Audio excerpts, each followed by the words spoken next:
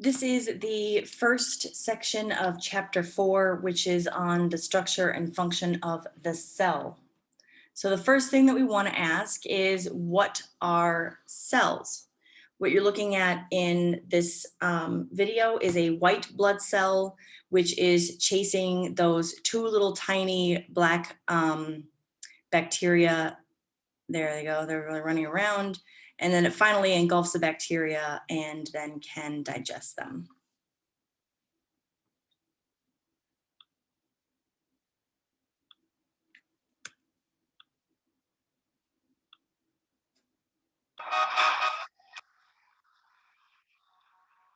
Everything that lives is made of cells, even us. Although we can't see them, trillions of cells within our body work together to give us the gift of life.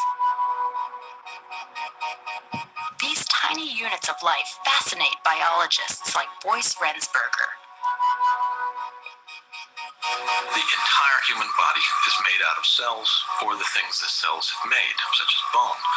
Skin is made of cells, your heart is made of cells, the muscles that operate the body so that you can move, these things are all made of cells, including the brain itself, which sends electrical signals around from one cell to the other so that we can think.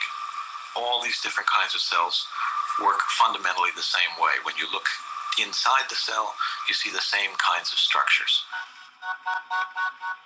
Cells come in all sorts of sizes and shapes. They're so small that we need a microscope to see them. Inside of every eukaryotic cell is a microscopic factory that runs off chemical reactions. At the center, the nucleus acts as the cell's brain and controls its activities. It also holds the DNA, the instructions for life. The cell's membrane protects each cell and takes in the raw materials it needs to stay alive. Water, nutrients, and waste move into and out of the cell all the time. These materials may hitch a ride along the cell's transport network, a network made up of microtubules and intracellular membranes. The cell's transport network picks up, transports, and delivers material throughout the cell.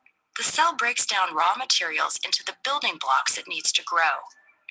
This ability to take in vital materials allows the cell to function and perform specific tasks.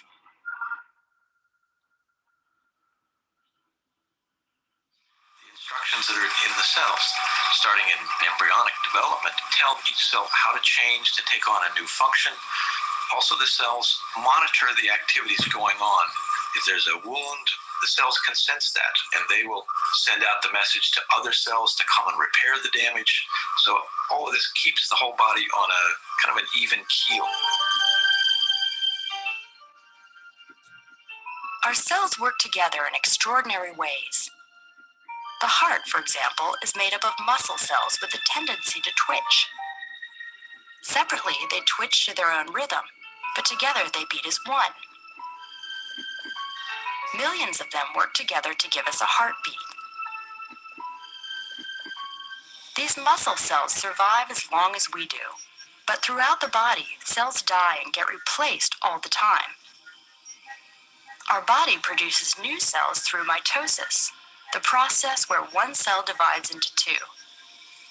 Since we're constantly losing and replacing cells, most cells in our body are actually younger than we are.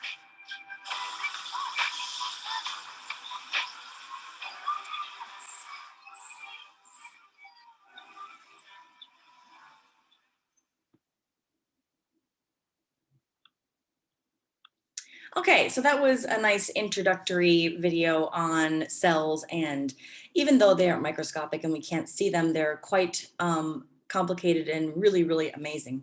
So this, the main idea of this tutorial is going to be the history of cell biology. All living and non-living things are made of atoms, molecules, and compounds, which we've learned about already. How are living and non-living things different? The discovery of the cell was an important step towards answering this question. So this is a transmission electron micrograph of a cell. a cell is the smallest unit of matter that can carry out all processes of life. So we basically describe the cell as the smallest unit of living things. So whereas before we talked about the smallest unit of matter, which was an atom, the smallest unit of living things is the cell. So this is the guy who originally discovered the cell. This is all the way back in 1665. An English scientist named Robert Hooke. He used the light microscope to examine a thin slice of cork. Cork like that comes in a wine bottle, you know, it's made from the outer layer of the bark of trees. Now, the bottom left-hand corner is the actual illustration, what Robert Hooke drew about what he saw. And what he saw, he described as a great many little boxes. He then went on to examine trees, carrots, and ferns, and he saw the same thing over and over, these great many little boxes. So he called them cells because they reminded him of tiny rooms. Kind of like if you think about when people go to prison, they stay in a cell because a cell is basically a tiny room, and that's what the specimens looked like under the microscope. The next scientist that we get to is a Dutch scientist named Leeuwenhoek. He was the first person to observe living cells. So all of the cells that Robert Hooke was examining were dead, and Leeuwenhoek was the first one to examine living cells. And the reason why he was able to observe living cells is because the microscopes were better. So this is the illustrations that were done by Leeuwenhoek, and he looked at algae and protists.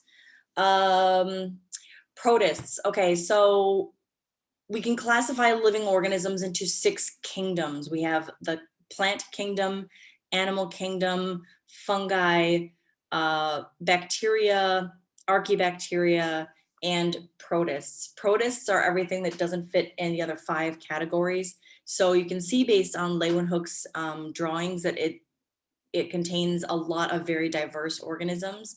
Amoeba, you might know, paramecium, algae. These are the kinds of things. They're not plants, they're not animals, they're not fungus, they're not bacteria. So they put them into their own kingdom called protista or protists. And you can see from the illustration down on the bottom here, or the writing down here, he called them animalcules, like molecules, but they're animals, so animalcules, that's what this says down here. So based on the original observations from these 2 scientists, Hooke and Leeuwenhoek, funny they have similar names, scientists developed what's called the cell theory. And again, I've put the vocabulary in red so that you know what is vocabulary and what's not. So there's 3 parts to the cell theory. The first part says all living things are made of cells. Statement 2, cells are the basic unit of structure and function of life. And statement 3, new cells only come from existing cells. So that means that life comes from life. Cells are not just miraculously put together out of nothing. You don't take proteins and carbohydrates and things like that and shove them together into a cell and it starts working. Only cells can make new cells. So before the microscope, there were many questions that could not be answered, but once cells could be observed, these questions could be explored. Then we focus on how cells actually functioned. So the development of the microscope helped to clarify our definition of life. So there's a set of characteristics that all living things have. And for 11A, this will be a review from the first thing, and for 10B, this will be kind of new, but there's a basis for how we define what living things are. So all living things are made of organized parts. This could be from like atom to molecule to macromolecules like your proteins, your carbohydrates, your fats, your DNA and RNA, the nucleic acids. And then all of those make up cells, cells make up tissues, tissues make up organs, organs make up organ systems, and organ systems make up organisms. So there's like a hierarchy. There's a very high level of organization there. Excuse me. The second characteristic of living things is that living things get energy from their surroundings. This could either be from absorption or through eating, consuming other organisms. It could be from photosynthesis or making your own energy, but they have to get energy from their surroundings. All organisms perform chemical reactions. This is something called metabolism. Metabolism is how your body uses the energy from food to perform all of the chemical reactions inside the cells. All living things change with time. This is evolution and I should say adaptation and evolution. All living things respond to their environment, and all living things reproduce. These are the main characteristics of living things. Now, if any one thing does not follow all of these criteria, then it is considered non-living. So something like a virus, which is quite apropos or quite appropriate for these times, considering we're all stuck at home and just trying to get through this pandemic. Viruses are not classified as living things because of this last criteria here, reproduce. Viruses cannot reproduce on their own. They need a host cell to reproduce their DNA for them. And so that's why viruses are not classified as living things, because they cannot reproduce on their own.